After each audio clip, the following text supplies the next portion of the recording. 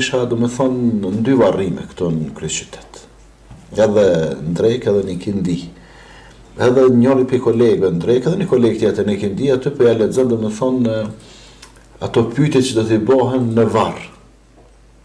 Pyetje që do t'i bëhen në varr, se pejgamberi sallallahu alajhi wasallam ka treguar kur të kalojmë botën tjetër, çysh do të del shpirti, çysh do të qëndron shpirti, çysh do të qëndron trupi, ku do të rrin shpirti, çysh do të jetë varri, çysh do të jetë brendësia e varrit, çysh do të jetë jeta në varr, edhe na ka treguar cilat pyetje do të na bëhen në varr.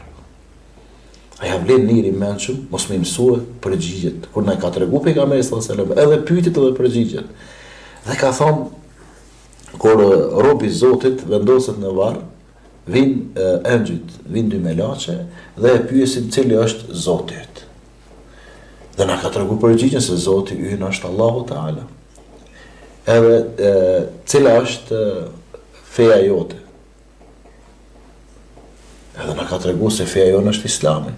Edhe cili është pejgamberi yt. Edhe na ka treguar se pejgamberi ynë i fundit është Muhamedi sallallahu alaihi wasallam. Edhe na ka treguar për Kur'anin, na ka treguar për drejtimin ka duhet ta ndjekim jetën e kësaj bote. Edhe na ka treguar domethënë për gjithçka që është e nevojshme dhe dobishme për neve. E tash, a do të përgjigjen të gjithë muslimanët në këto pyetje që do t'i bëhen në varr. Fillimisht pa shkuar në ditën e gjykimit, vetëm po bëjmë kalim në ndërlidhje kështu prej varrit, pastaj në ditën e gjykimit. A do të përgjigjen gjithë, do të thonë Zoti im është Allahu, feja ime është Islami, pejgamberi im është Muhamedi sallallahu alaihi wasallam. Sa të lehta janë. Do të thonë përgjigja 100%. Nëse dhe më përgjigje, jo është njëri do të përgjigjet. Por është kaq e lehtë, hoqë. Po, është e lehtë, po që disa nuk e din. Pse? Pse nuk kanë dashur me mësua, as pyetjet, as përgjigjet. Bile, që s'kanë dashur, po kanë qenë injoru, si kanë injoru këto gjëra. Bile kanë qenë edhe mendje mdhenj. Se mas shumëti që i shtyn njerëzit me u largu për ibadetit, adhurimit Zotit, është mendjemallësia. Pra, çka i shtyn njerëzit të largohen nga adhurimi, çka i shtyn njerëzit të largohen nga ibadeti i krijuesit i Allahut Teala, përgjigja është se nuk ka sen që i largon njerëzit nga ibadeti, nga adhurimi, se sa mendjemallësia. Nuk ka sen më shumë që i largon njerëzit nga adhurimi, nga ibadeti, se sa mendjemallësia. Për ata dhe Allahu Teala në Kur'anin fisnik thot: Inna alladhina yastakbiruna an ibadati sayadkhuluna jahannama dakhirin. Ata të cilët nuk më adhurojnë mua nga mendjemallësia, ata që bëhen mendjemallë dhe nga mendjemallësia nuk më adhurojnë mua, nuk më njohin mua, thot Allahu, do të hyjnë në xhehenam dakhirin të nënçmuar dhe të poshtruar. Pra e para do të hyjnë në xhenem, po do të hyjnë të nënçmuar dhe të poshtruar. Andaj, kush ja kthen shpinën, fakteve, argumenteve të Allahut në jetën e kësaj bote, edhe Allahu Teala ja kthen shpinën po e thon kushtimisht, do të thon, edhe Allahu nuk i njeh ata në ditën e gjykimit. Se Allahu Teala në Kur'anin fisnik thot: "Wa man a'rada an dhikri fa inna lahu ma'ishatan danka wa nahshuruhu yawm al-qiyamati a'ma qala rabbi lima hashartani a'ma wa qad kuntu basira."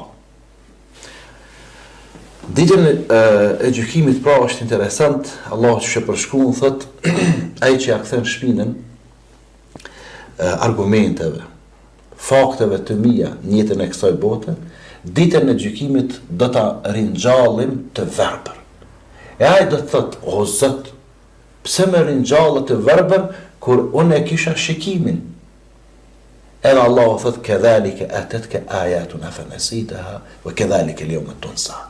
Po ty kështu të erdhën faktet, argumentet tona, edhe ti harrova, ti injorova ato, edhe sot po të harrojmë, as po të njohim ti hiç. Pra, nuk ka diçka më të rrezikshme te njeriu për me largu nga ibadeti se sa mendjemallësia. Dhe këtu në mesin ton, popullin ton ka njerëz nga kibri, nga mendjemallësia, nuk e adhurojnë Zotin, as që dojnë me dëgju për Zotin. E një ditë ata ndoshta do të kenë dëshirë, po kur do të vinë me laçet engjëjt, edhe do t'ja marrin shpirtin, edhe do të dorëzojnë domethënë tek me laçet e adhabit, dënimit, atëherë ata shpirtat e tyre të thonë Rabbi rji'un, o Zot, kthem jetën e kësaj bote. Pse? Do bëj punë të mira, të besoj. Jo, Allah nuk ka kthem mbrapa. Allah ju thot nuk ka kthem mbrapa, po çka do të përballem me realitetin. Bile pejgamberi sallallahu alajhi wasallam thotë shumica e njerëzve do të përgjigjen se Zoti mashallah feja im është Islami, mirë po kur dinte pejgamberi ju pështillet nuk e njohin. Se kanë njohur se kanë pranuar jetën e kësaj bote. Dhe munafiqët, hipokritët, edhe jo besimtarët, nuk do të mund të përgjigjen me thonë pejgamberi im është Muhamedi sallallahu alajhi wasallam. E besimtarët e sinqert, besimtarët e devotshëm, ata të cilë do më thonë i kanë besu Zotit, ju kanë përull Zotit jetën e kësaj bote, edhe pse ndoshta kanë bërë gjunahe të vogla apo të mëdha, ata do të përgjigjen.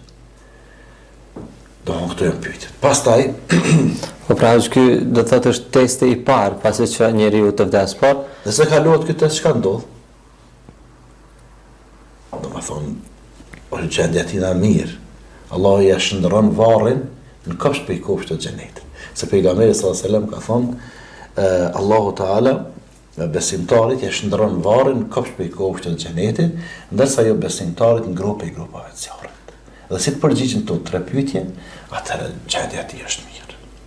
Do të thonë e ka leja testin e parë kryesor, edhe është i vendosur i pozicionon mesin apo ka ana e besimtarëve dhe është do të thonë kandidat potencial për me ju rregullue, me ju bërë varri kopsht të xhenetit. E tash, çfarë ndodh me të? Vazhdon jeta, i thuhet në berzakh. Jeta në berzakh, jeta në varreza është jeta në berzakh. Berzakh me përkthyes shqipi bjen pengesë. Pse pengesë? Se është jeta e dynjas, pastaj jeta e varrit, berzakh, edhe pastaj jeta e ahiretit. Dhe kjo këtu në mes që ndan dynjan pe ahiretit i thojnë berzakh, se e ka nda domethënë. Është një pengesë. Edhe atë do të qëndrojmë një kohë, sa ka thënë Zoti. Numrin e saktë viteve nuk e din askush, përveç Allahu Teala. Pastaj do të ringjallemi, do të dalim para Zotit.